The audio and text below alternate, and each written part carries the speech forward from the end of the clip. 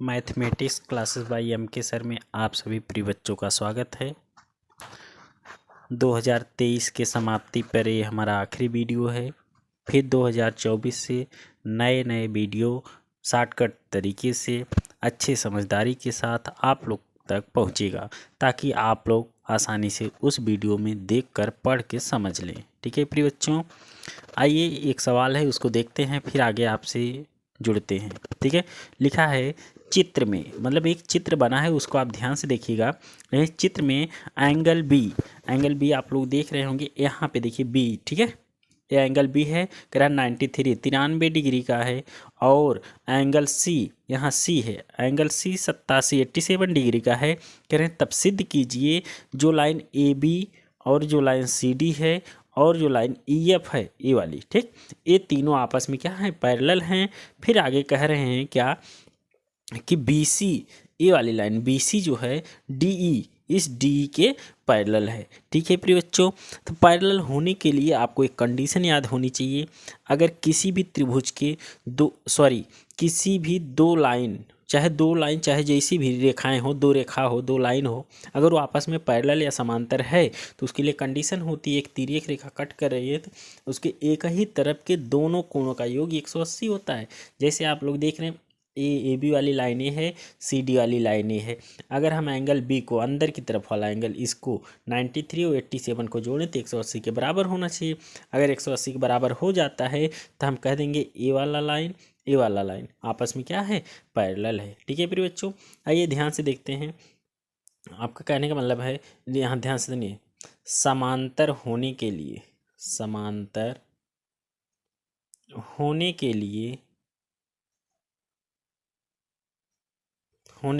ठीक, क्या होगा, समांतर होने के लिए A B parallel C D.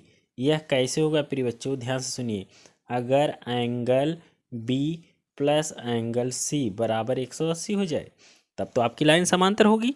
तो ध्यान से सुनिए, एंगल बी का मान कितना है, 93 प्लस एंगल सी का मान 87 है, बराबर 180।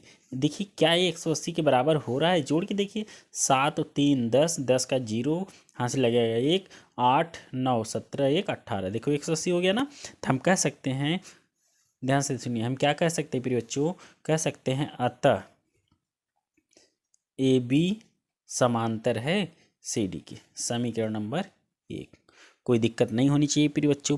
फिर इसी प्रकार ध्यान से देखिएगा, यहाँ पे डी पे देखिए। अब आप लोग जानते हैं, अगर कोई भी एक बिंदु ऐसे है, एक ऐसे लाइन है, ठीक, अगर ये पूरा ऐसे पूरा घूम जाता है तो कितना अंश कोण बनता है, 360 डिग्री का बनता है। ठीक है, ऐसा होता है। तो यहाँ ध्यान से देखिए, डी वाले पॉइंट पे यहाँ 273 बाहर की तरफ एंगल बना है, अंदर की तरफ कितना होगा प्रिय बच्चों, आप लोग जान जाएंगे अभी, ध्यान से देखिए। ठीक, टोटल तो 360 होता है, 273 बना ही है, तो 360 माइनस 273 कर दीजिए तो आपका 87 बना जाएगा प्रिय बच्चों। इसका मतलब जो अंदर एंगल बना है वो 87 अंश का बना है। ठीक है, इसी प्रकार इसको देखते हैं, ई पर देखिए 267 का बना है, कितना, 267, तो 360 में 267 को घटा देंगे तो आपका 93 हो जाएगा। ठीक, तो फिर से हम देखेंगे, ध्यान से देखिएगा, लिखेंगे कोण डी प्लस कोण ई बराबर 180 होना चाहिए। ठीक, अब डी और ई अगर 180 होगा तब तो समांतर लाइन होगी। देखिए डी वाला कितना एंगल आया है, अंदर की तरफ देखिए 87 है, फिर प्लस करेंगे 93, टोटल 180 होना चाहिए। जोड़ के देख लीजिए, 87 और 93 अभी अभी हमने जोड़ा था, 180 आया था, फिर भी 180 आया।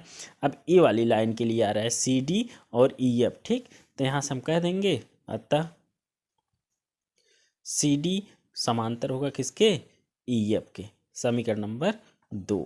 ठीक है प्रिय बच्चों, आइए आगे लिखते हैं। अब यहाँ लिखेंगे समीकरण 1 व 2 से, ठीक है, समीकरण 1 व 2 से क्या होगा प्रिय बच्चों, क्या होगा, A B parallel C D. अच्छा बताइए सी डी किसके पैरेलल है, ई एफ के, तो इसे पैरेलल का चिन्ह बनाकर ई एफ लिख दीजिए। ठीक, ये आपका एक आंसर आ गया। ध्यान से वीडियो में बने रहिए प्रिय बच्चों। फिर से एक बात देखिए, यहाँ ध्यान से सुनिए, अगर एक लाइन ये है हमारी, दूसरी लाइन ये है। कोई भी लाइन ऐसे कट कर रही है, अगर ए वाला एंगल इस एंगल के बराबर हम दिखा दें तो लाइन आपस में क्या होती है, पैरेलल होती है, समांतर। इसे कहते हैं एकांतर अंतःकोण। एकांतर अंतःकोण है ना। एकांतर अंतःकोण जब बराबर होते हैं तो लाइन आपस में क्या होती है, पैरेलल या समांतर होती है प्रिय बच्चों।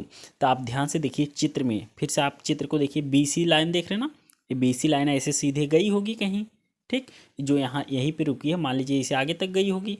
फिर इधर देखिए ई डी, ये वाली लाइन जो यहाँ पे है ऐसे आगे गई होगी। तो एक लाइन देखिए सी डी इसको कट कर रही है, तो यहाँ भी 87, यहाँ भी 87 है कि नहीं है। तो ये दोनों एंगल आपस में बराबर हैं, और इसी को कह देंगे, ध्यान सुनिए, एक ही लाइन आपको लिखना है, एंगल डी बराबर है एंगल सी के। किसके बराबर है, एंगल डी जो है सी के बराबर है। कोष्टक में आप लिख सकते हैं एकांतर अंतःकोण, एकांतर अंतःकोण है, ठीक है प्रिय बच्चों, बराबर है। तब क्या हो जाएगा, इम्प्लाइज कर जाएगा जो आपकी लाइन बी सी है वो किसके समांतर हो जाएगी, डी ई की, ठीक है प्रिय बच्चों। यही आपका सवाल का आंसर है, ठीक है प्रिय बच्चों।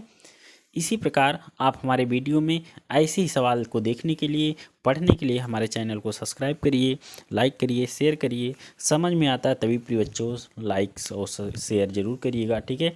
समझ में नहीं आए तो एक बार कमेंट जरूर करके बताएं, हाँ सर समझ में नहीं आ रहा है, ठीक है। लेकिन उम्मीद है आप लोग को ज़रूर समझ में आया होगा प्रिय बच्चों। फिर इसी सवाल के साथ इस वर्ष का आखिरी वीडियो प्रिय बच्चों, फिर से हम नए वर्ष में नए उम्मीदों के साथ आप लोग से, काफ़ी उम्मीद हमारी रहेगी, आप लोग वीडियो देखिए, पढ़िए और फिर आगे बढ़िए। कहीं भी कोई समस्या हो कमेंट ज़रूर करिएगा प्रिय बच्चों, ठीक है।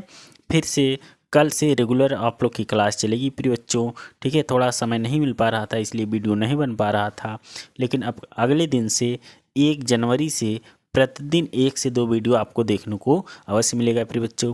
और आप लोग से निवेदन है, जितने ही प्रिय बच्चे हाई स्कूल में इस बार बोर्ड का एग्ज़ाम देंगे वो सब हमारे वीडियो को ज़रूर देखें।